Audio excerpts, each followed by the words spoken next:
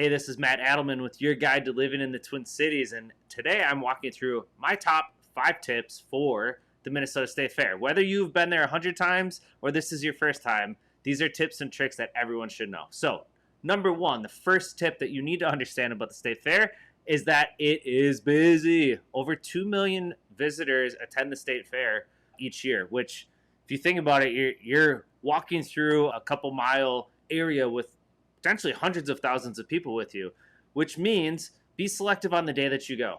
If you want to pick the weekends and the easy days to go, you're going to be there with everybody else. So oftentimes when I go with my family, we either go in the middle of the week, like a Tuesday or Wednesday, or on Labor Day itself. And the crowds are usually a little lower. Food lines are a little shorter, and it's just a little more pleasant experience. So be selective on the day you go if you want to avoid crowds, or just be prepared if you go on one of the super busy days that it's going to be busy.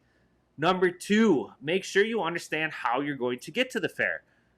When I was a kid, we used to just drive and we would park wherever we could park, which often meant that if you park in one of the neighborhoods somewhere around the fair, you're walking a couple blocks, a mile, however far it might be. With how popular the fair is nowadays, we don't even drive anymore because chances are if you're going there in the peak times, you're not going to find a parking spot anywhere in any of the neighborhoods. And good luck trying to find a parking spot in the Minnesota State Fair parking grounds. So what we always do, the bus system in the Twin Cities has a bunch of locations throughout the Twin Cities, usually at the malls in a certain area. So like if you're in Edina, go to Southdale. If you're in Maple Grove, go to the big transit station.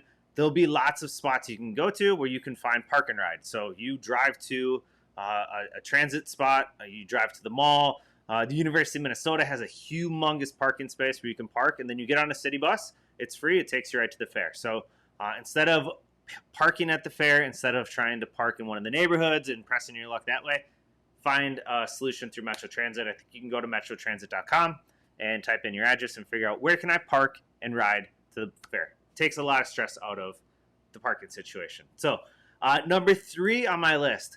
Don't pay for tickets when you get there. This is pretty self-explanatory with a lot of events. But if you go to the State Fair's website early enough in advance, or if you go to Cub Foods, or if you work for a gigantic corporation, chances are they have discounted tickets, and you can get discounted tickets to go to the fair. There's usually a day or two where if you bring a food item, you can get discounted tickets that way. So do just a little bit of research and digging to save yourself some bucks on the admission itself. Number 4. If you have kids, this is a couple tips for you. There are so many kids there. So don't be afraid to bring a stroller. Now, if you're going to bring a stroller, please don't bring a triple wide stroller. Bring a 2 wide or back to back or, some version of that. But bring a stroller if you have kids. We have brought in our kids every year since they were little babies. In fact, we brought our son there when I think he was just a few months old. Don't worry, it wasn't a roasting hot day. It was pretty quiet and calm. But we had a stroller. We had all of our stuff with us. We found little areas to park and take naps and do that sort of stuff. And we've gone every year with our kids ever since. So bring a stroller. Bring plenty of water bottles and things of that nature so that the kids always have something to be able to get water with. There's lots of places in the fair to fill up and refill water bottles. Obviously, there's so much food there, but bring some snacks that the kids might like. And then the thing that we started doing, which is maybe a little OCD, but if you have little kids get lost sometimes. It gets super crowded. So we actually write our cell phone numbers on our kids' wrists or on their hands in a place that they're not going to get wiped off. I think my wife might even use permanent marker. But if your kids do get lost for some reason, we always tell them, go find another mom and show them the cell phone number. And thankfully, we've never had an issue. But just something to think about. We see kids that have the little the parent straps where they'll strap something on the wrist or a backpack or something that's connected to the stroller or the parents. Like be thoughtful of it because it gets very crowded very quickly and the kids like to run around and do whatever. All right, number 5 on the list. This should be self-explanatory. The State Fair is the largest food and restaurant event in the state. It might be the biggest restaurant in all of the state. I think it's something like $50 to $60 million in food and beverage sales at the State Fair each year. Number 5 tip, plan out what you're going to eat. There are absolutely some staples, and we've got a couple videos somewhere popping up on the channel that are going to go through our favorite new food items for this year, as well as some of the tried and true. But real quickly, here's what you got to try when you go to the fair. I have done this every year since I was as little as I can remember on the food side. There's cheese curds. So go to the food building. Mousetrap, I believe, is the name of the cheese curd spot. We usually start out with cheese curds. Then we get deep fried pickles at some point. We usually will get a turkey leg on, well, I guess it's turkey leg on a bone. Just a giant turkey leg, and we'll gnaw on that for a while. Follow it up with fresh roasted corn on the cob at some point. We will at some point make our way to the fresh cut French fry booth to get fresh cut French fries. And from there, it really depends on what we're feeling up for next. We'll either go get mini donuts, we'll go to the gas station and go get mini burgers or corn dogs or something like that. If the kids are into it, we'll make our way over to the beer garden.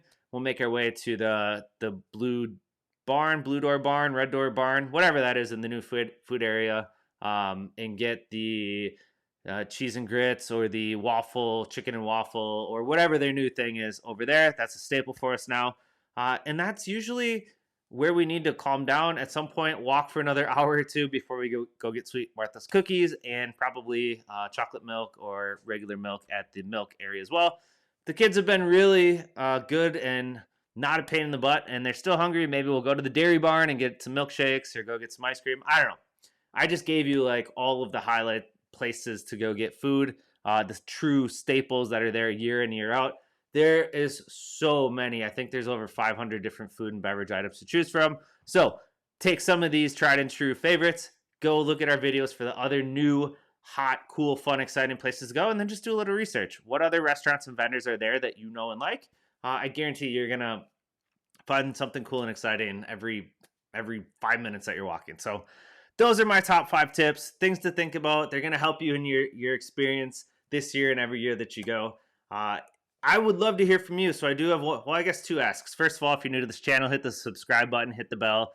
We bring you all sorts of cool, fun, exciting stuff happening in the Twin Cities. Second, if you go to the State Fair, what do you like? What did you find this year that was amazing? What was your favorite food item? What was your favorite beverage?